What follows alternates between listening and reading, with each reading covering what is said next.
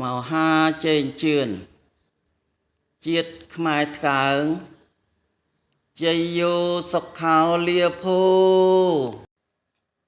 វគ្គទី44គុណតម្លៃក្នុងការធ្វើពិធីបំពាក់ចិញ្ចៀនគឺជាគ្រឿងប្រដាប់សម្រាប់យកមកពាក់ម្រាមដៃមួយប្រភេទដែលធ្វើដោយប្រាក់ឬដោយមាស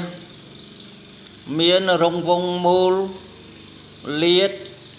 ឬដាំត្បូងផ្សេងដូចជាចិញ្ចៀនប្រាក់ចិញ្ចៀនមាសចិញ្ចៀនពេជ្រគឺជាវត្ថុដែលគួរឲ្យរលឹកឃើញមានអនុស្សាវរីយ៍ចងចាំនៅក្នុងចិត្តឥតភ្លេចគឺជាអំណោយដែលទុកជាទីរលឹកក្នុងថ្ងៃភ្ជាប់ពាក្យឬថ្ងៃមង្គលការ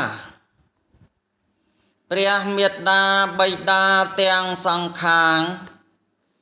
លោកបានសម្រួលឥរិយាបថអង្គុយជាជួរដោយព្រះមេត្តាគឺលោកស្ថិតនៅទីកណ្ដាល